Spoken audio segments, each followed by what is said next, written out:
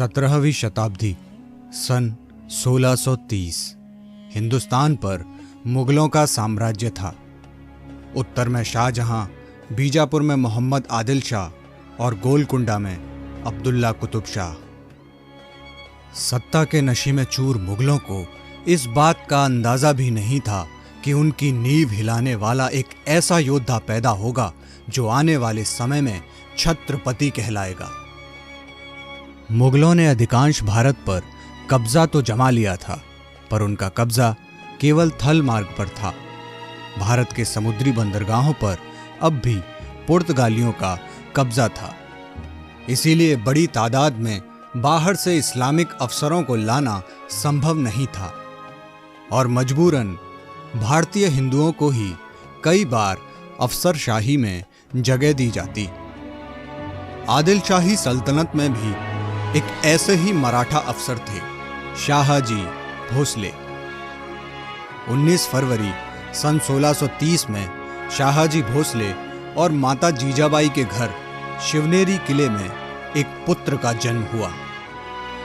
कुलदेवी शिवाय के नाम पर उनका नाम शिवाजी रखा गया। माता जीजाबाई एक असाधारण व्यक्तित्व की महिला थी और शिवाजी के जीवन पर उनकी माता का गहरा प्रभाव था। उन्हें बचपन से ही शस्त्र विद्या सिखाने का काम आरंभ कर दिया गया। उनके गुरु दादूजी कोंडेव उन्हें शस्त्र चलाना सिखाते और माता जीजाबाई शास्त्र और धर्म की शिक्षा देती।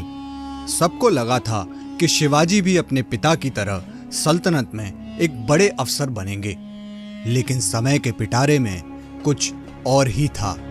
16 साल की उम्र में ही शिवाजी ने हिंदवी स्वराज का प्रण कर लिया। उस समय बीजापुर आपसी संघर्षों से घिरा हुआ था। कोई नीति ना मानने वाले मुगल आपस में ही संघर्ष करते रहते। शिवाजी के पास ये अच्छा मौका था।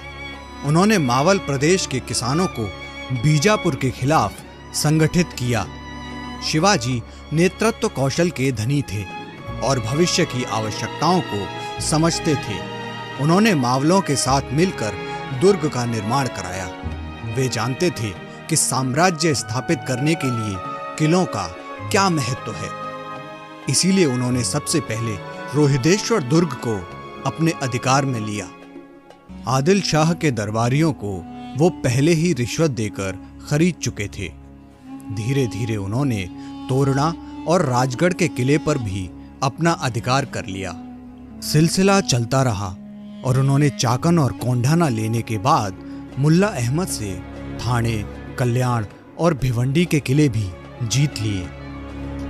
आदिल शाही सल्तनत में हड़कंप मच गया और पिता शाहजी भोसले को गिरफ्तार करके यातनाएं दी गईं। अपने पिता के प्रति अपने कर्तव्य को ध्यान में रखकर शिवाजी ने आने वाले कुछ समय तक आदिल शाह पर अपने सामने से होने वाले प्रतिकार को रोक दिया और वो अपनी सेना मजबूत करने में लग गए।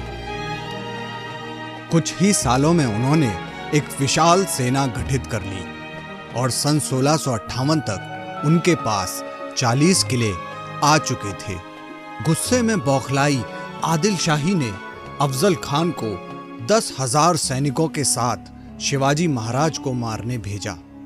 अफजल खान अपनी दुष्ट प्रवृत्ति के लिए जाना जाता था, जो शारीरिक आकार में एक साधारण इंसान से लगभग 2 गुना था।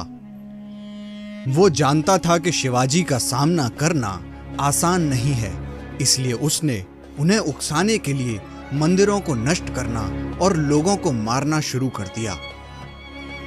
शिवाजी महाराज को जब यह पता चला तो उन्होंने अफजल खान को सीधे युद्ध की चुनौती दे डाली, लेकिन अफजल खान ने शिवाजी को धोखे से मारने की साजिश रच डाली। उसने शिवाजी को मिलने का न्योता भेजा। जब वो मिलने आए तो अभिवादन के बहाने अफजल खान उन्हें अपनी पकड़ में लाकर मार देना चाहता था, लेकिन शिवाजी महाराज सदैव सतर्क रहते थे। उन्होंने पकड़ मजबूत होते ही अपने बाग नाका खंजर से अफजल खान का पेट चीर दिया और उसकी सेना को खदेड़ दिया। उसके बाद रुस्तम जमान भी आया और मार खाकर भाग गया। बीजापुर के सुल्तान ने सिद्दी जौहर को भी भेजा, लेकिन शिवाजी महाराज ने अपनी कूटनीति से सिद्दी जौहर और आदिल शाह में ही शत्रुता करा दी और फायदा उठाकर शिवाजी ने विशालगढ़ के किले पर धावा बोल दिया। लेकिन इस लड़ाई में उन्होंने एक महान योद्धा बाजी प्रभु देशपांडे को खो दिया। शिवाजी महाराज के बढ़ते प्रभाव से औरंगजेब भी हिल गया। उसने शाइस्ता खान को 2 लाख की सेना के साथ पुणे भेजा। इतनी बड़ी सेना के दम पर उसने पुणे पर कब्जा जमा लिया। शाइस्ता खान शिवाजी महाराज के वार से बच तो गया, पर एक हाथ की उंगलियां गवा बैठा। कहते हैं कि इसके बाद 3 रातों तक शाइस्ता खान शिवाजी महाराज के डर से सो नहीं पाया था। औरंगजेब को जब कोई रास्ता नहीं दिखा तो उसने सबसे काबिल मिर्जा राजा जय सिंह से मदद मांगी। जय सिंह ने शिवाजी पर आक्रमण किया और इस युद्ध में जय सिंह जीत गया। संधि के स्वरूप शिवाजी महाराज, उनके बेटे संभाजी और 23 किलों को अधिकार में ले लिया गया। उन्हें बंदी बना लिया गया, लेकिन जंगल का शेर कहां पिंजरों में टिक पाता है। वक्त गुजरा और शिवाजी महाराज संभाजी के साथ कैद से मुक्त हो गए और मथुरा, काशी, गया, पुरी और गोलकुंडा होते हुए रायगढ़ जा पहुंचे। उधर महाराज के मालवा तानाजी मालुसरे ने कोंढाना के किले पर धावा बोला और किले को जीत लिया, पर स्वयं वीर गति को प्राप्त हुए। उन्हीं वीर तानाजी मालुसरे की याद में किले का नाम सिंहगढ़ रखा गया। उसके बाद आने वाले 4 सालों में शिवाजी महाराज ने अपने सारे किले मुगलों से मुक्त करा लिए। इस बीच औरंगजेब ने अपनी पूरी ताकत लगा दी, लेकिन शिवाजी महाराज का बाल बांका ना कर सका। उसके भरोसेमंद सेनाध्यक्षों दाऊद खान और मोहब्बत खान का भी शिवाजी महाराज ने वध कर दिया। औरंगजेब शिवाजी महाराज से इतना डरता था कि कुछ समय के लिए उसने अपने महल के बाहरी दौरे रद्द कर दिए। शिवाजी महाराज का कद इतना बढ़ चुका था कि अब उन्हें रोक पाना लगभग नामुमकिन था और 6 जून सन 1674 को आखिरकार वो समय आया जब सालों बाद हिंदू रीति रिवाजों और मंत्रोच्चार से किसी राजा का राज्य अभिषेक हुआ। तिलक लगाए और जनेऊ पहने शिवाजी महाराज उस दिन छत्रपति शिवाजी महाराज बने। 26 अप्रैल 1645 में अरायरेश्वर महादेव के मंदिर में भारत को हिंदू राष्ट्र बनाने की उनकी शपथ साकार हो रही थी। किलों का उपयोग, गुरिल्ला युद्ध की कला और जल सेना के निर्माण में उनकी महत्वपूर्ण भूमिका थी। अपनी वीरता के साथ ही उन्होंने धर्म की भी स्थापना की। स्त्रियों का आदर करना, प्रजा को समान समझना और धर्म की रक्षा करना उनका स्वभाव था।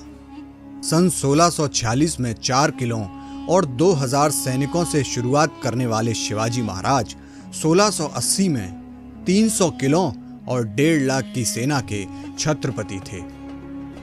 5 अप्रैल 1680 में खराब स्वास्थ्य के चलते हिंदवी विरासत को पीछे छोड़ तुलजा भवानी के महान उपासक छत्रपति शिवाजी महाराज का स्वर्गवास हो गया। छत्रपति शिवाजी महाराज 17वीं शताब्दी के महान भारतीय सेनापति, राजनेता और सम्राट थे।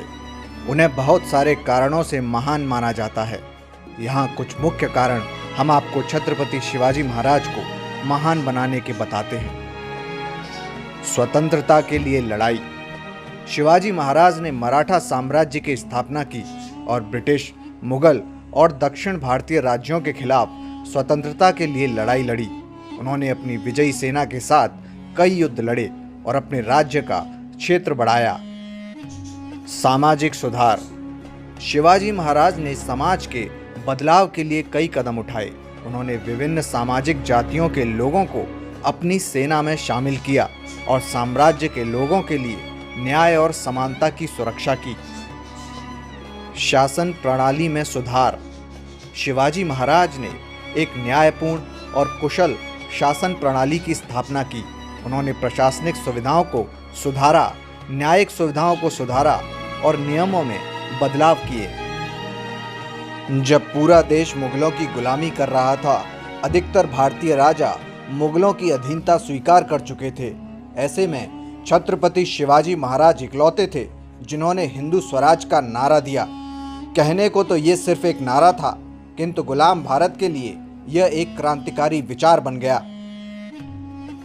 शिवाजी महाराज तत्कालीन राजाओं की तरह मुगलों के मनसबदार बनकर जीवन जी सकते थे, परंतु उन्होंने ऐसा नहीं किया।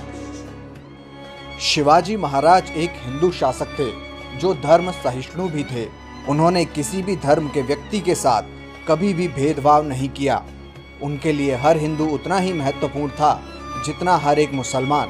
उनकी सेना में मुसलमान भी थे और हिंदू भी थे।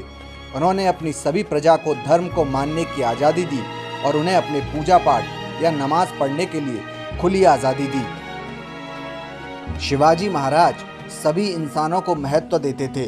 उन्होंने कभी भी किसी भी महिला के साथ दुर्व्यवहार या अपमान नहीं किया। उन्होंने हर एक वैवाहित स्त्री को अपनी मां समझा। कहा जा सकता है कि शिवाजी महाराज स्त्रियों के प्रति एक सम्मानजनक व्यवहार रखते थे। आस्ते कदम महाराज, गणपति गजाश्वपति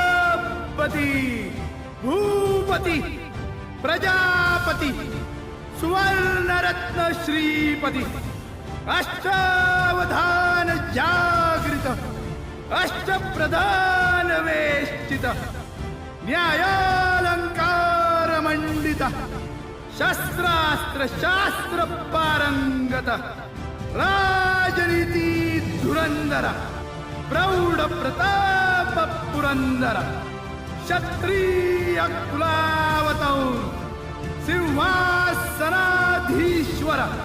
महाराजाधिराज राजा शिव छत्रपति महाराज की जय।